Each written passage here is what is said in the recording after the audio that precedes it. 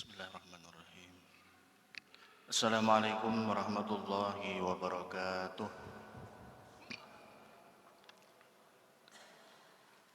Innal hamdalillah nahmaduhu wa nasta'inuhu wa nastaghfiruh wa na'udzu billahi min syururi anfusina wa min sayyiati a'malina. May yahdihillahu fala mudilla lahu wa may yudlil fala hadiya lahu. Asyhadu an la ilaha illallah wa asyhadu anna Muhammadar Rasulullah. Allahumma salli ala Muhammad wa ala alihi wa sahbihi ajma'in. Wa qala Allah ta'ala ya ayyuhalladzina amanu taqullaha haqqa tuqatih wa la tamutunna illa wa antum muslimun.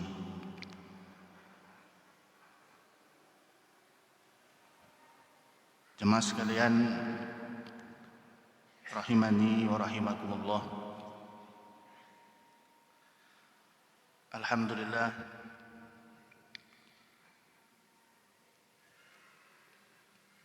puji dan syukur kita panjatkan kehadiran Allah atas segala limpahan nikmat, taufik dan hidayah yang sampai saat ini Allah masih berikan kepada kita, sehingga kita bisa berhadir di masjid ini, duduk bersama di majelis ilmu dalam rangka talabul ilm. Mudah-mudahan kita semua senantiasa dikumpulkan oleh Allah di dalam surganya.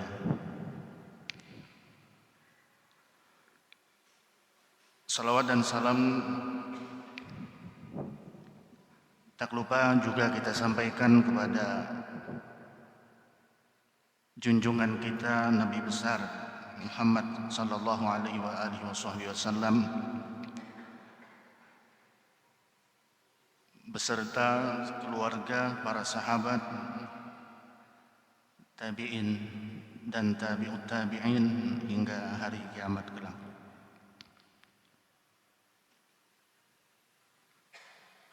Bapak Ibu jamaah sekalian yang dimulakan oleh Allah,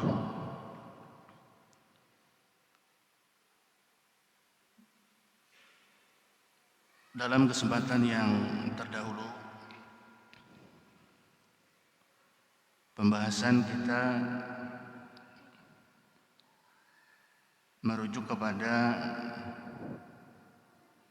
kitab yang dita'alif oleh Al-Imam Al-Muhaddis Muhammad bin Isa At-Tirmidzi, atau yang kita kenal dengan Imam At-Tirmidzi,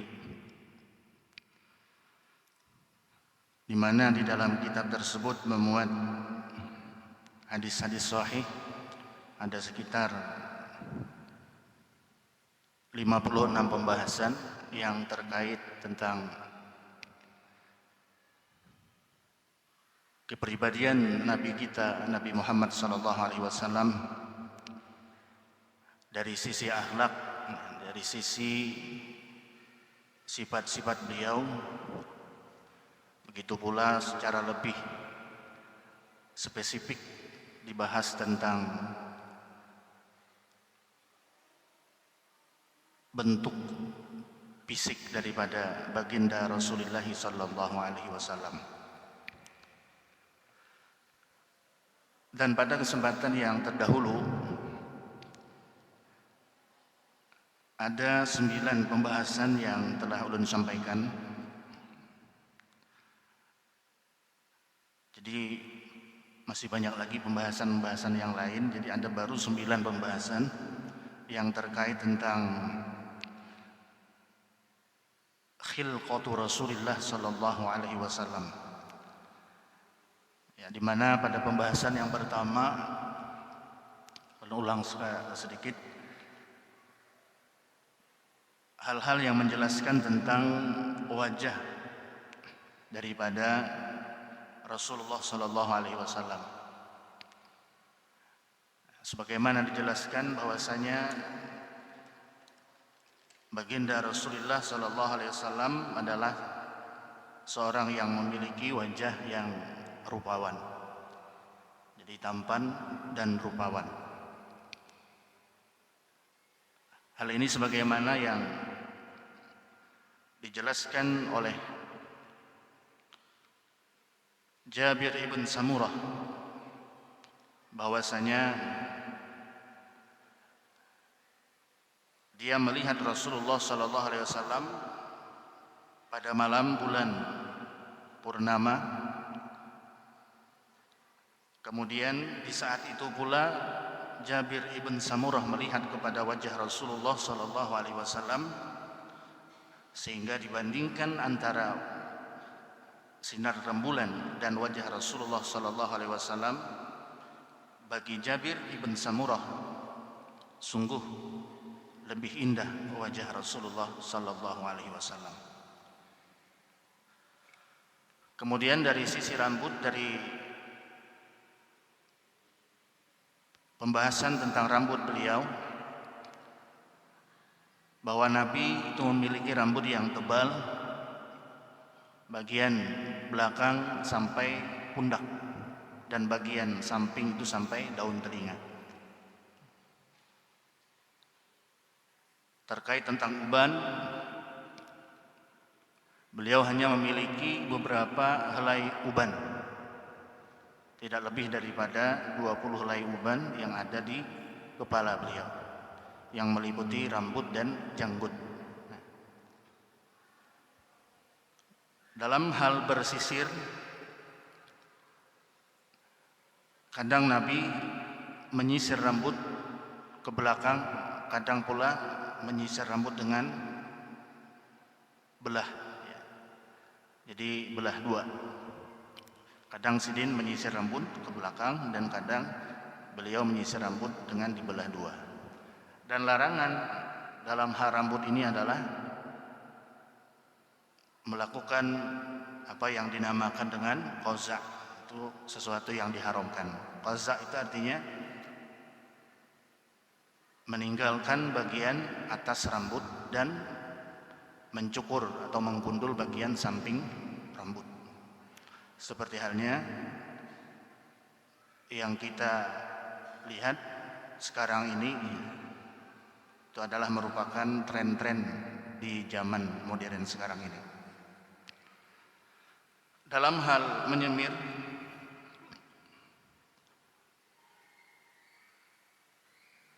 bahwasanya hukum daripada menyemir rambut itu adalah sunnah, kecuali menyemir rambut dengan warna hitam. Dan ini tentu saja bagi orang yang mempunyai rambut yang beruban. Jadi orang yang rambut beruban, sunnah hukumnya untuk menyemir dengan warna selain daripada warna hitam. Dan tentu ini sesuai dengan adat kebiasaan yang ada pada kita. Kalau misalnya sepemantang hukumnya sunnah lalu kemudian disemir dengan rambut warna-warni pelangi, nah ini kan kada elok juga, kada pantas juga. Tapi kalau tidak disemir itu juga merupakan sebuah kebolehan. Nah, kalau dibiarkan ya dengan rambut seadanya dengan beruban juga tidak jadi masalah. Kemudian dalam hal janggut dan kumis, yang disunahkan oleh Rasulullah itu adalah memanjangkan janggut dan memotong kumis. Jadi jangan sebaliknya, yang dipanjangkan adalah kumis, yang dipotong, yang dicukur adalah janggut. Kemudian dalam hal jism, tubuh, perawakan Nabi, beliau memiliki perawakan yang tidak terlalu tinggi dan tidak pula rendah, jadi sedang, tidak kada tapi lamak dan tidak terlalu kurus. Nah, jadi kada lamak benar dan kada kurus benar, sedang. Dan beliau memiliki tubuh yang atletik, artinya dada beliau bidang. Jadi dada bidang itu artinya memiliki tubuh yang biar kita tubuh nang sterik. Jadi tubuh yang sterik. Kemudian hal yang terkait tentang warna kulit beliau tidak hitam dan tidak terlalu putih. Nah, jadi bahwasanya kulit Nabi itu adalah kulit yang putih kemerah-merahan. Ya, putih kemerah-merahan. Kada tapi putih benar dan kada tapi hirang. Ya, artinya warna kulit yang sempurna. Nah, jadi ada 10 pembahasan yang terkait tentang khilqah, ciri fisik baginda Rasulullah sallallahu alaihi wasallam.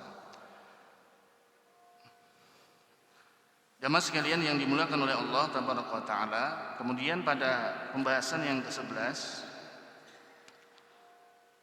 kita masuk kepada pembahasan tentang khatamun nubuwah. Khatamun nubuwah atau tanda kenabian. Khatam itu kalau bahasa Arab artinya stempel. Jadi kalau ada stempel, itu namanya khatam. Khatamun nubuwah artinya stempel kenabian. Dan ini yang tampak pada fisik Rasulullah sallallahu alaihi wasallam. Jadi tanda kenabian itu ada tanda yang bisa dilihat dari akhlak dan sifat Rasulullah. Kemudian tanda kenabian yang kedua adalah tanda kenabian yang tampak pada tubuh, ya, pada fisik Rasulullah sallallahu alaihi wasallam. Dan tanda ini bukan tanda bawaan lahir, bukan. Kadang kita ada melihat anak yang baru lahir itu ada berisi tanda, entah di mana tandanya, di dada atau di belakang, di betis. Nah, ini kan bawaan lahir, tapi tanda kenabian yang ada pada diri Rasulullah itu bukan bawaan lahir, tapi tanda kenabian yang timbul setelah beliau operasi. Setelah Nabi operasi. Kenapa jadi operasi? Karena beliau pernah dioperasi oleh malaikat Jibril. Jadi Nabi ini pernah dioperasi, operasi gaib. Operasi bukan di rumah sakit Gembalah Batung, bukan. Tapi operasi tanpa alat, tanpa bius, tanpa obat-obatan. Namun beliau dioperasi oleh malaikat Jibril, di mana pada peristiwa pembelahan dada beliau itu, ketika dibelah oleh Jibril, kemudian hati beliau dibersihkan. Kotoran-kotoran hitam yang ada di dalam hati Nabi itu diambil dan dibersihkan dengan air Zam-Zam. Nah, ini sebagaimana di dalam Sahih Muslim telah diceritakan oleh Anas bin Malik radhiyallahu taala anhu, sebagaimana perkataan Anas bin Malik, atahu Jibril sallallahu alaihi wasallam wa huwa yal'abu ma'al ghilman fa akhadhahu wa sara'ahu fa saqqa an qalbihi fastakhraja al-qalba fastakhraja minhu 'alaqatan qala hadha hazzus syaitan hadha hazzus syaitan minka summa ghasalahu bi tastin min dhahabin bima'i zamzam summa la'amahu summa 'adahu fi makanihi wa ja'al ghilman yas'auna ila ummihi ya'ni zi'rahu faqalu inna muhammadan qad qutil fastaqbaluhu wa huwa muntaqi'ul laun Qala Anas wa qad kuntu ara asara dzalikal mukhit fi sadri. Jadi Anas menceritakan bagaimana peristiwa pembelahan dada Rasulullah dalam Sahih Muslim. Rasulullah telah didatangi oleh malaikat Jibril ketika beliau sedang bermain-main bersama budak-budak kecil yang lain. Jadi pada saat Nabi itu bermain-main karena masa kanak-kanak. Umur Nabi ketika itu 4 tahun. Ketika Nabi berumur 4 tahun. Nah, ini asik-asiknya permainan 4 tahun. Maka Jibril kemudian mengambil baginda. Jadi pada saat Nabi bakakawanan lalu ditangkap oleh malaikat Jibril, diambil oleh malaikat Jibril. Kemudian Jibril merebahkan. Jadi Nabi direbahkan. Kemudian Jibril membelah dada baginda dengan mengeluarkan segumpal darah daripada hati baginda. Sambil berkata, ini adalah bagian setan yang terdapat di dalam dirimu. Kemudian Jibril mensucikannya di dalam sebuah bejana yang terbuat dari emas dengan menggunakan air Zam-Zam. Lalu Jibril menjahit dan mengembalikan baginda di tempat beliau bermain. Jadi imbah selesai operasi, setelah saja operasinya dijahit kembali oleh Jibril. Nah, kemudian diletakkan Jibril di tempat di mana Rasulullah ketika itu sedang bermain-main bersama kawan-kawan beliau. Jadi kawan-kawan yang bakawanan lawan Nabi ini kawan apa ngarannya itu? Kawan sesusuan. Jadi anak Halimatus Sa'diyah. Tentang pepantaran lawan Nabi. Nabi itu kan menyusul lawan Halimatus Sa'diyah. Nah, ini pada saat Nabi di dalam susuan Halimatus Sa'diyah peristiwa tersebut terjadi. Lalu kemudian Nabi dikembalikan oleh Jibril di tempat beliau bermain. Lalu anak-anak kecil yang bermain bersama dengan Nabi tadi pergi mengadu kepada ibunya. Jadi mbah Nabi tadi ditangkap, dikembalikan pulang ke tempat asal, takutan anak-anak yang lain tadi. Lalu tulak bulik mengaduakan lawan kuitannya, lawan ibunya dengan berkata Muhammad telah dibunuh. Muhammad telah dibunuh. Kemudian setelah jelas bahwasanya pada saat itu Muhammad tidak mengalami apa-apa, artinya beliau hanya pucat wajahnya, tentu saja pucat.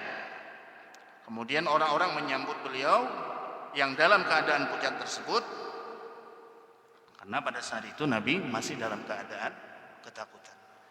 Nah, inilah peristiwa pembelahan dada Rasulullah SAW. Dan ini terjadi ketika Nabi berumur 4 tahun ketika masih dalam gaduhan Halimatus Sa'diyah. Halimatus Sa'diyah itu ibu susuan Nabi, seorang wanita yang berasal dari Bani Sa'ad. Bani Sa'ad itu biasanya orang-orang Bani Sa'ad, Halimatus Sa'diyah kan, Halimah dari Bani Sa'ad. Biasanya orang-orang Bani Sa'ad ini tulak ke Makkah menawarkan jasa nang bibiniannya nih, nang wanita-wanita, perempuan-perempuan Bani Sa'ad itu biasanya tulak ke Makkah menawarkan jasa susuan. Siapa yang hendak menyusu, disusui. Karena tentu saja Bani Sa'ad ini adalah suku Badui, termasuk dari orang pedalaman. Karena kebutuhan, sehingga kemudian mereka mencari jasa, mencari upah menyusui kekanakan atau bayi-bayi orang-orang Mekah. Tulakan ke Mekah, setiap mereka mendapatkan bayi susuan kecuali Halimatus Sa'diyah. Karena apa? Karena Halimatus Sa'diyah ketika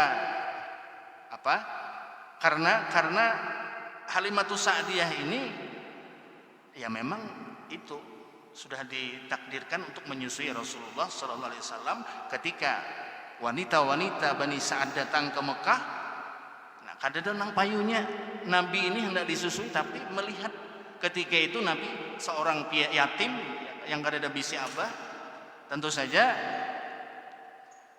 upahnya itu kan, artinya kalau di orang nang yatim otomatis kada bau upahan. Nah, sedangkan nang wanita-wanita dari Bani Sa'ad tadi hendak upah.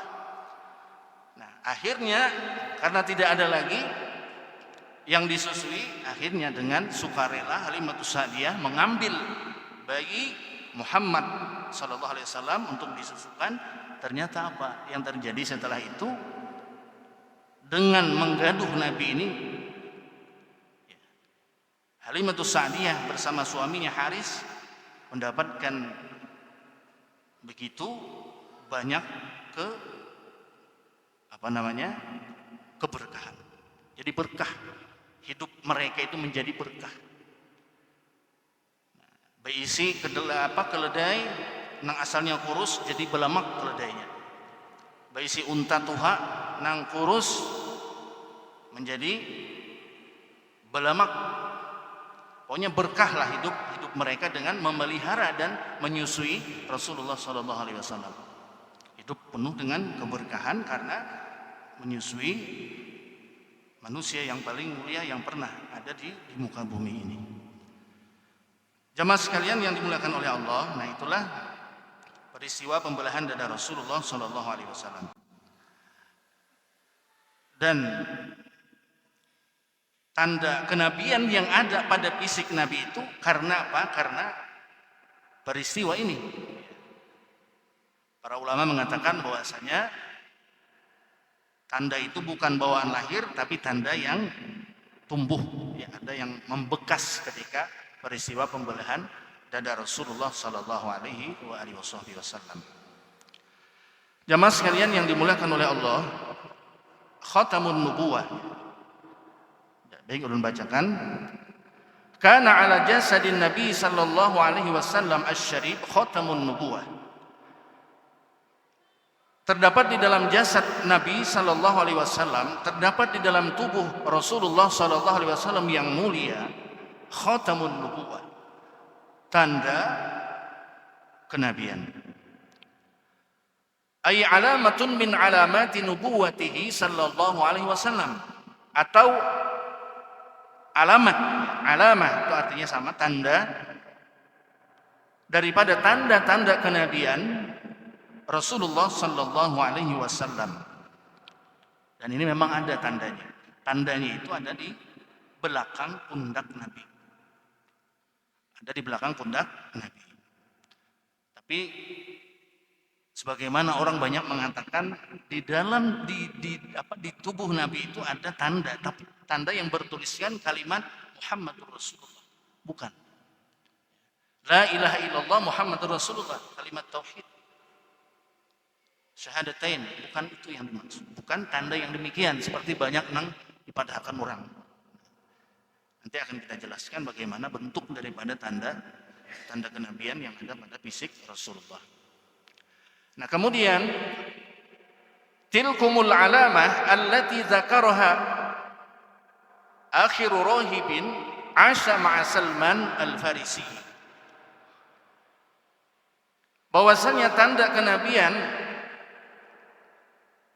yang ada pada tubuh Rasulullah itu sebagaimana yang disebutkan oleh akhiru rahib atau pendeta terakhir, asha ma'ahu Salman al-Farisi, di mana pendeta tersebut hidup bersama dengan Salman al-Farisi. Jadi Salman al-Farisi ini salah seorang sahabat Nabi, orang yang pertama kali masuk Islam dari Persia. Persia itu Iran. Jadi orang Iran, orang Persia yang pertama kali masuk Islam adalah Salman al-Farisi. Al-Farisi itu lakop yang artinya asal. Jadi Al-Farisi Persia, Al-Banjari, orang Banjar. Jadi bila ada Al-Alabi, kan orang Alabiu, Al-Kandangani, Al-Barabai, itu orang Barabai. Al-Banjari, orang Banjar. Ini laqab itu yang menandakan bahwasanya orang tersebut berasal dari mana. Salman Al-Farisi, Salman, beliau berasal dari Persia atau Iran. Nah, jadi Salman Al-Farisi ini asal mula agama beliau itu adalah agama Majusi. Jadi Sidin ini asal agama Majusi, yaitu penyembah api. Nah, setiap hari disuruh kuitannya, abahnya menyuruh menjagai api di kuil supaya jangan pecah. Jadi setiap hari menjagai api, lalu api tersebut disembah Majusi kan. Sehingga kemudian pada satu saat dia keluar ke kebun. Di tengah perjalanan Salman Al-Farisi ini melihat ada orang-orang yang pergi ke tempat ibadah mereka, kanisa, gereja. Jadi orang-orang datang ke gereja melakukan ritual ibadah di gereja. Lalu kemudian di dalam hati Salman ini merasa tertarik dengan apa yang orang-orang Nasrani kerjakan. Mereka beribadah di tempat ibadah mereka. Timbul keinginan untuk mempelajari agama Nasrani. Tentu saja dia berpindah dari agama Majusi ke agama Nasrani karena ketertarikan tadi melihat bagaimana orang-orang Nasrani beribadah di tempat ibadah mereka. Lalu kemudian Salman Al-Farisi mempelajari agama Nasrani dengan beberapa guru, yaitu pendeta-pendeta Nasrani. Jadi beberapa pendeta dia datangi, dia berguru kepada mereka. Nah, dan rahib atau pendeta yang terakhir yang ditemui, yang dijumpai oleh Salman Al-Farisi ini mengatakan kepada Salman Al-Farisi,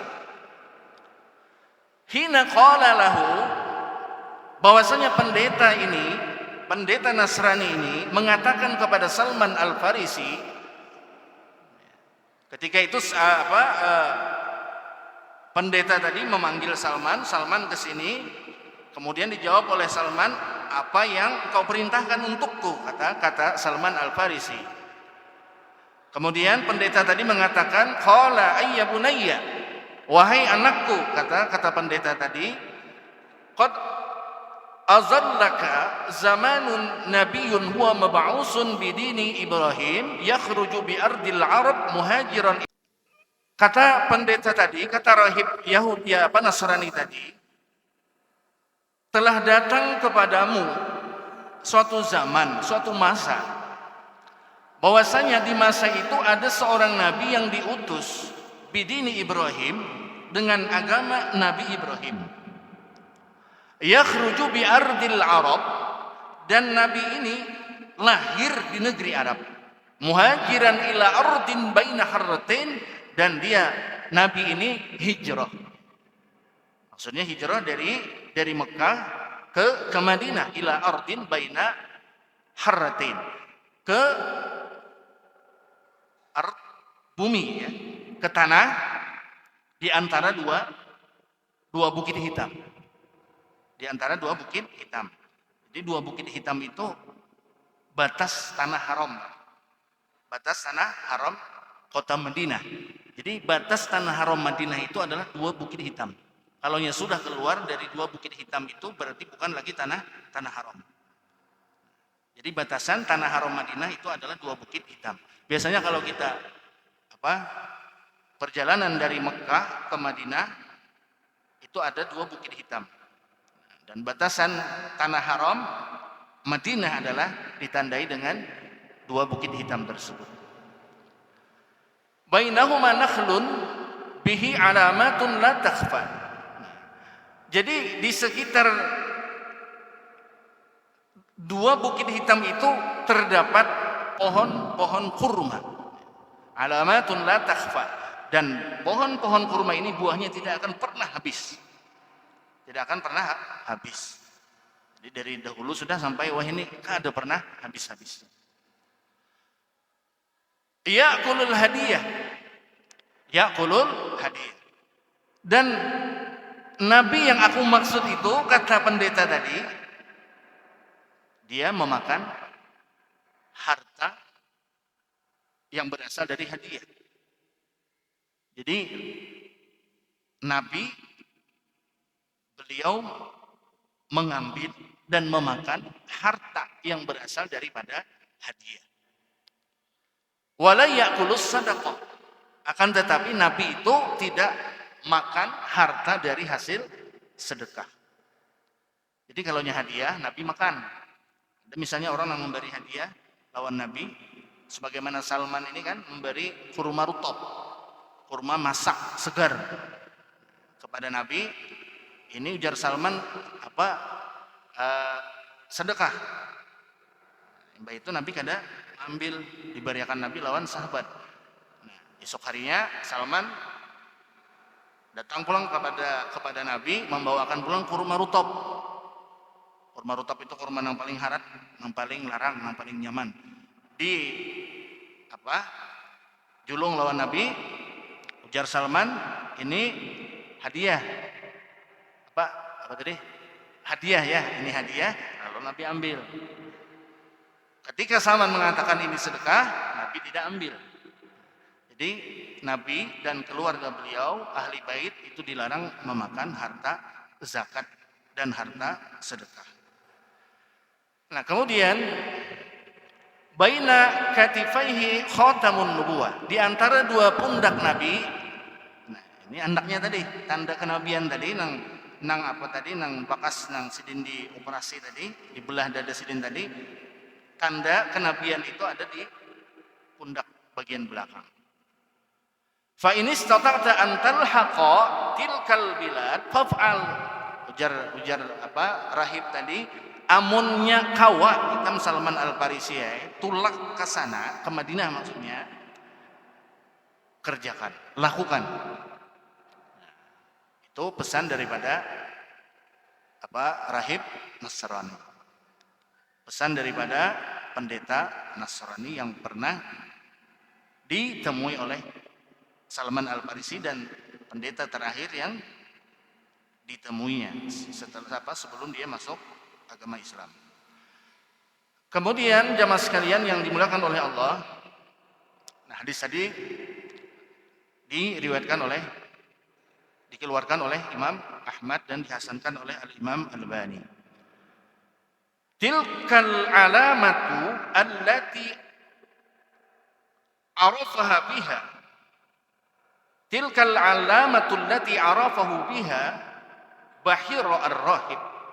Begitu pula bahwasanya alamat dan tanda kenabian ini juga sebagaimana yang dijelaskan oleh salah seorang pendeta yang bernama pendeta Bahira. Faqala hadza sayyidul alamin, di mana pendeta Bahira mengatakan ini adalah Sayyidul Alamin. Ini adalah Sayyidul Alamin. Orang yang paling mulia yang ada di alam ini. Alamin itu jamak, Pak. Alamin. Alamin. Jamak dari alam. Nah, alam itu kan alam-alam maksudnya. Bukan hanya satu alam. Alhamdulillahi Rabbil Alamin. Maha suci Allah Rabbul Alamin. Rabb sekalian alam. Maksudnya bukan hanya alam dunia, tapi alam itu kan banyak. Alam kandungan, alam roh, alam dunia, alam barzah, alam akhirat. Nah, jadi banyak alam. Jadi Allah yang Rabbul Alamin artinya Allah yang Allah itu adalah Rabb sekalian alam. Bukan hanya satu alam saja, tapi beberapa alam-alam yang akan dijalani oleh semua manusia, oleh kita manusia. Hada Rasulur Rabbil Alamin, ini adalah Rasul, ini adalah utusan Rabbul Alamin. Dia adalah utusan Allah. Ba'asahullahu rahmatan lil alamin, yang diutus oleh Allah rahmat bagi sekalian alam. Faqala lahu asyakhun min Quraisy ma ilmuka. Kemudian berkata kepada Bahira, kepada pendeta tadi, asyakh, tutuha daripada Quraisy, ma ilmuka, dari mana kamu mengetahui? Qala innakum hina asyraqtum minal aqabah, bahwa sesungguhnya kalian ketika kalian berjalan melalui perbukitan, lam yabqa syajarun wala hajarun illa kharra sajidan, tidak ada daripada sajar, tumbuh-tumbuhan dan batu-batuan kecuali mereka sujud kepada Muhammad. Wala yasjudani illa linabiyyin wa inni a'rifuhu bi khatamin nubuwah asfal min udrubi katifihi mislu at-tufaha. Dan aku mengetahui, kata Bahira, pendeta Bahira tadi mengetahui bahwasanya tanda kenabian yang ada di dalam tubuh Rasulullah itu asfal min gudrufi katifihi, itu berada di bawah tulang rawan yang ada di bagian tulang rawan bagian belakang pundak bahu, mislut tufaha. Jadi kata pendeta Bahira, besarnya itu seperti at-tufaha, artinya apel seperti apel, halus saja kayak apel.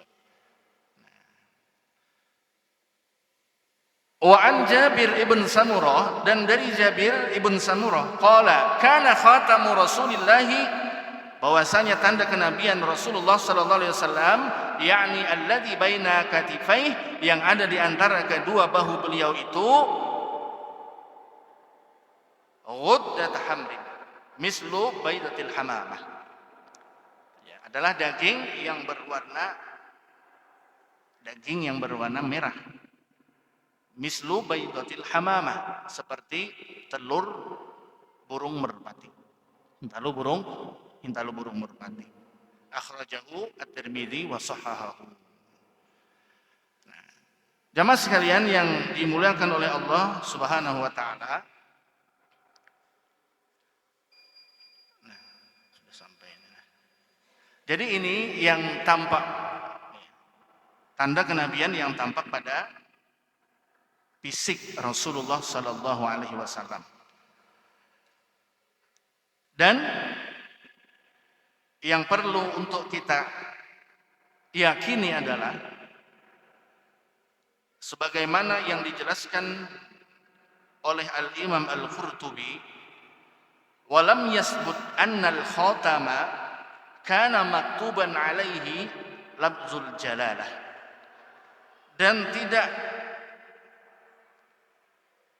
dan lam yasbut, tidak ada satupun dalil yang sabit, artinya dalil yang kuat, annal khatam, bahwasanya tanda kenabian itu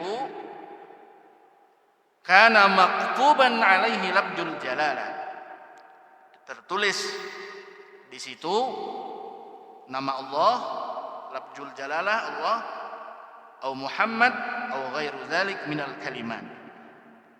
Jadi nama Allah atau nama Nabi Muhammad atau lafaz-lafaz yang lain, tulisan-tulisan lain selain daripada lafzul jalalah dan tulisan Nabi Muhammad sallallahu alaihi wasallam. Nah, jadi nang kaya kunat aja Pak, nang kaya kunat. Dari itu nang bekas kaya kunat tenan. Nang kaya kita bakunat. Dan ini dibuktikan oleh Salman Al-Farisi.